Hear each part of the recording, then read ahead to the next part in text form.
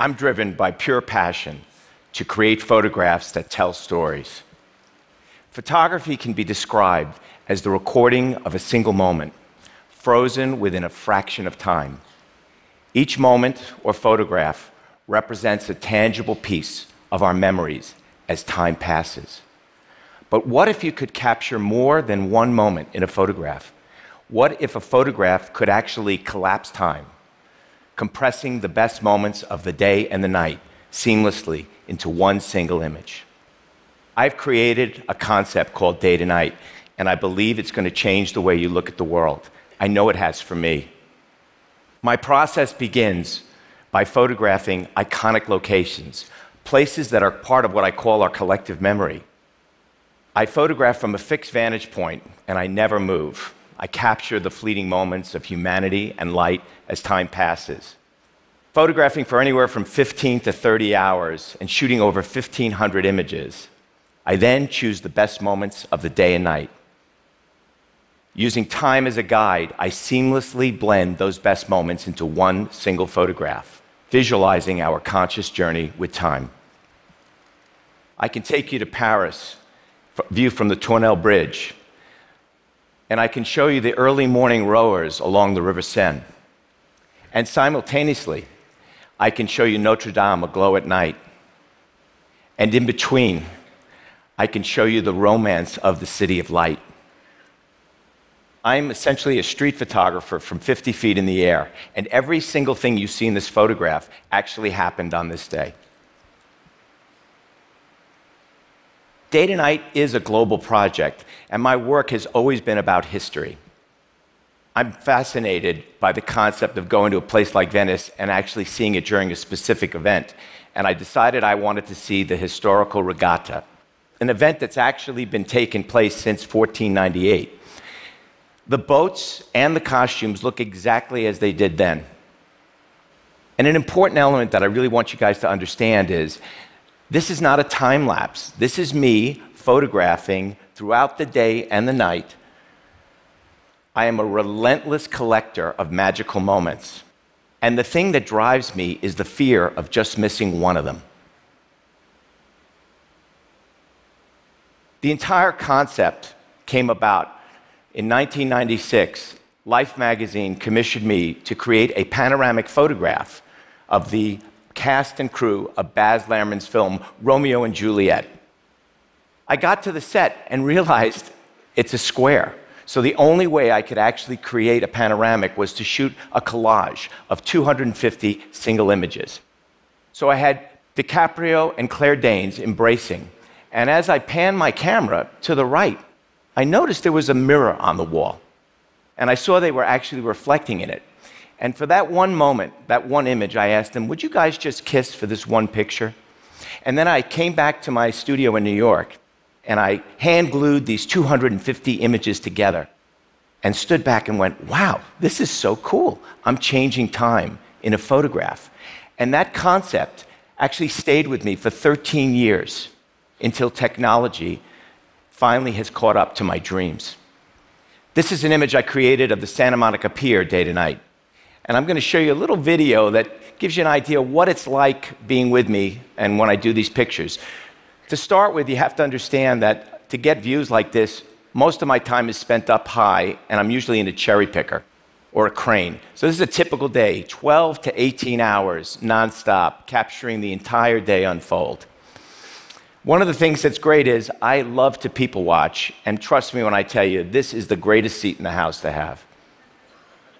But this is really how I go about creating these photographs.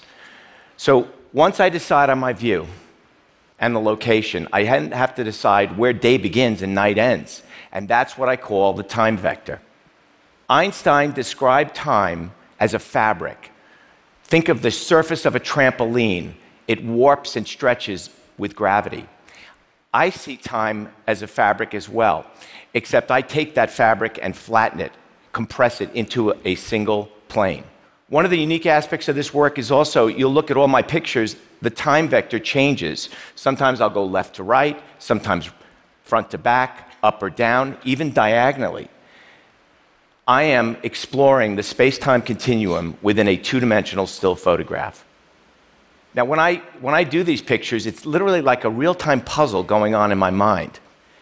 I build a photograph based on time, and this is what I call the master plate. This can take us several months to complete. The fun thing about this work is I have absolutely zero control when I get up there on any given day and capture photographs. So I never know who's going to be in the picture. I never know if it's going to be a great sunrise or sunset. No control. It's at the end of the process, if I've had a really great day and everything remained the same, that I then decide who's in and who's out. And it's all based on time. I'll take those best moments that I pick over a month of editing, and they get seamlessly blended into the master plate. I'm compressing the day and night as I saw it, creating a unique harmony between these two very discordant worlds. Painting has always been a really important influence in all my work, and I've always been a huge fan of Albert Bierstadt, the great Hudson River School painter. He inspired a recent series that I did on the national parks. This is Bierstadt's Yosemite Valley. So this is the photograph I created of Yosemite.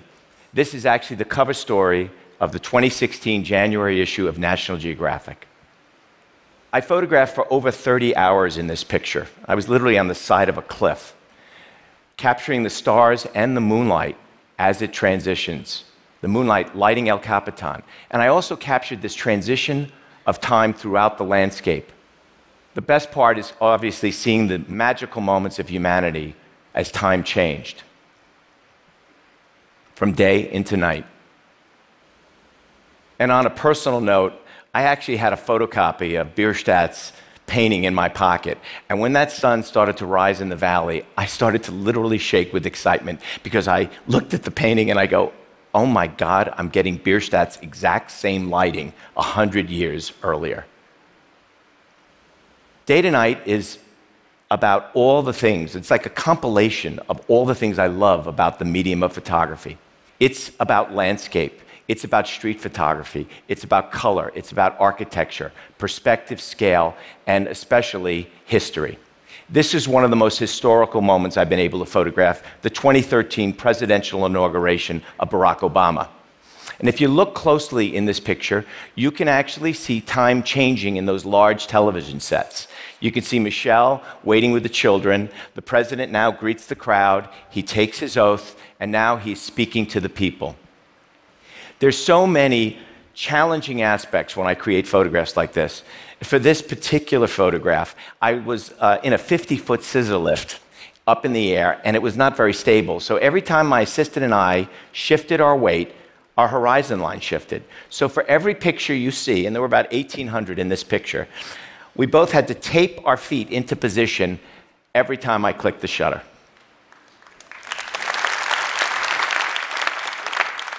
I've learned so many extraordinary things doing this work.